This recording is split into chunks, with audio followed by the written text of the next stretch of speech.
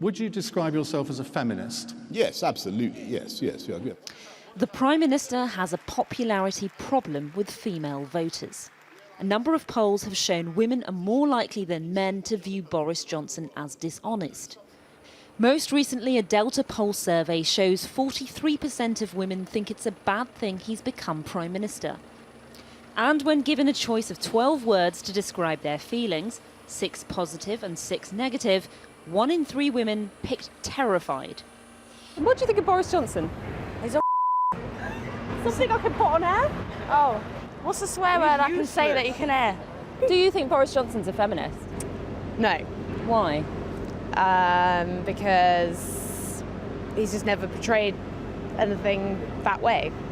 I think he's a straight talker, shoots from the hip, and we've had enough of pussyfooting round Boris all the way. I don't think it's a case of being a feminist or not being a feminist. I just think across a whole broad of sort of ethics, he just doesn't really have a relationship particularly to people. I don't think he likes women at all. So what accounts for this uneasiness among female voters? We do know that levels of trust appear, at least at the moment, to be higher among men than they are among women. Now, that may, of course, change, but if I was to speculate, I would say that that may well be linked to issues around the number of children that he has and, indeed, the nature of his personal relationships. In the past, it has been shown that women are more distrusting of people in such circumstances than men. Boris Johnson is a self-described feminist. A feminist is somebody who believes fundamentally in the equality of human beings and the equality of the sexes. That's what I believe in. As Foreign Secretary, he pledged £212 million of UK aid money towards schooling for girls. Educate girls and you help to solve the problems of the world. But what does his voting record say? When it comes to women having autonomy over their bodies, Boris Johnson has always abstained on abortion legislation, so we don't actually know his position. He has, however, voted against removing the tampon tax, the VAT charge on sanitary products. Then there's the history of controversial columns. In the 2005 election, he declared, "Voting Tory will cause your wife to have bigger breasts." He's called women at a Labour Party conference hot totty and claimed they were backing Labour because of the fickleness of their sex. In an article marking his exit as Spectator editor, his advice to his successor about their female publisher was, just pat her on the bottom and send her on her way. More recently, of course, he's described women who choose to wear a niqab as letterboxes and bank robbers. All this may well have added to his lack of popularity among women. Meanwhile, opposition leaders Jeremy Corbyn and Jo Swinson don't seem to have the same issue. Back when David Cameron was Prime Minister, it was often said that he had a problem with women and that his whole flashman mentality was not resonating well with them. And so it's certainly something they'll be aware of. In terms of what they're doing with it, well, focusing on things like the NHS, which we've seen recently, historically plays well with women. So what can Boris Johnson do now to change the way he's perceived? Well, with me now are the chair of Conservative Friends of Afghanistan, Shabnam Nasimi. The Labour Party parliamentary candidate and director of class think tank Faiza Shaheen is in Birmingham. And from Kent, the Conservative peer, Baroness Patient Wheatcroft. Welcome to you all, ladies. If I can start with you, first of all, Shabnam Nasimi.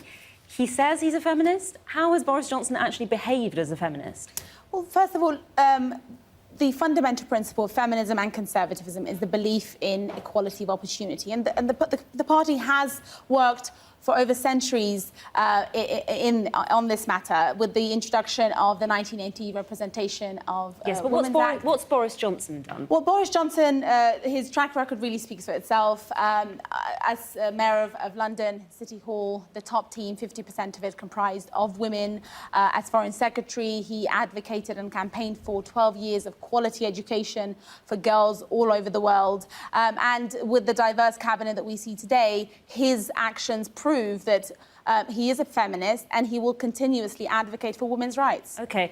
Faiza Shaheen, you're a Labour politician, so I don't expect you to express love for Boris Johnson. But are you suggesting that women have serious cause for concern because he's in number 10?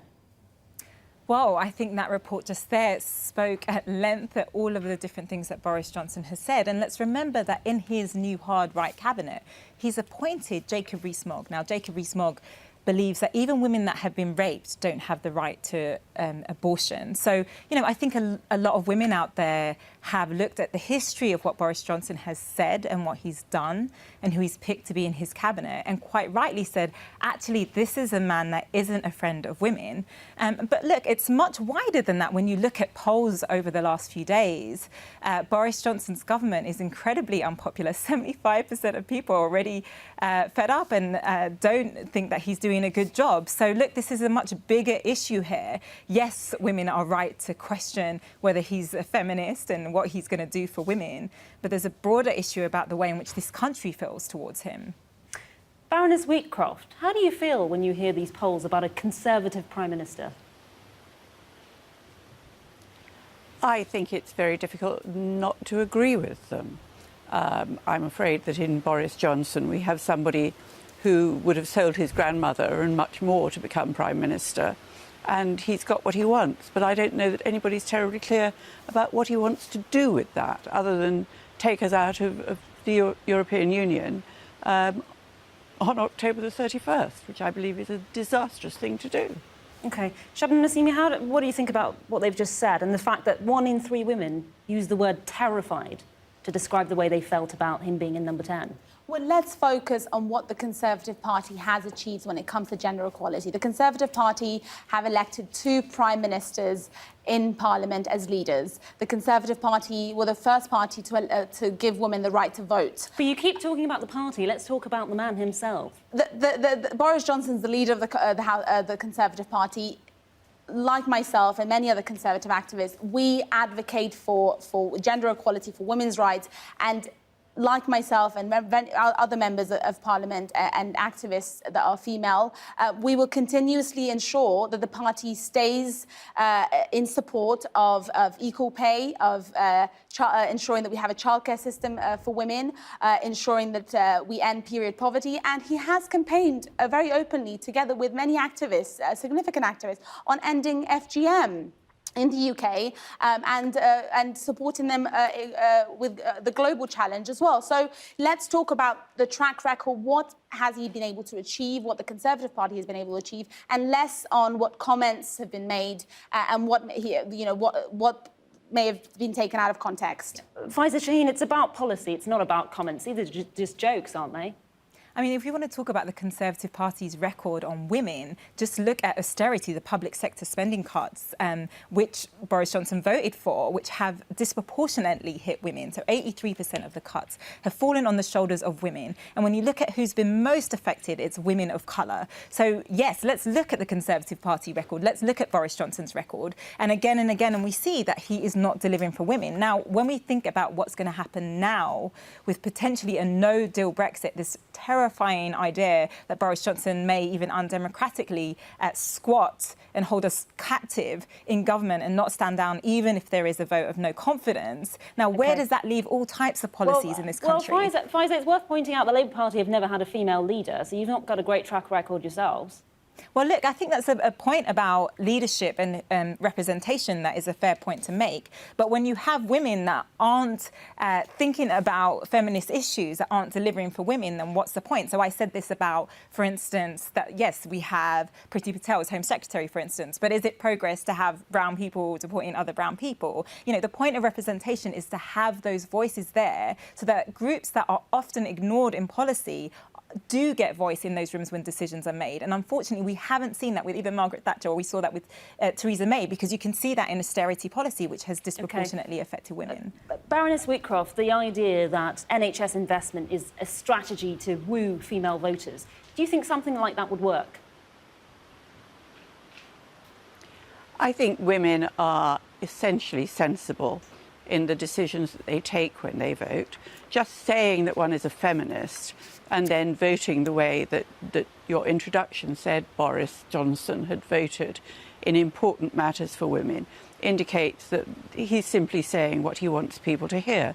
I would love to see more money going into the NHS if this country can afford it and if it's well spent. I think what we're getting at the moment is a lot of money that's already being pledged being pledged again, and promises made in advance of an impending general election don't always get honoured. But I do think women are clearly very, very worried about the prospects for this country under a no-deal Brexit. And that will affect the NHS, it will affect food, it will affect families, it will affect all the issues that women really care about. Thank you.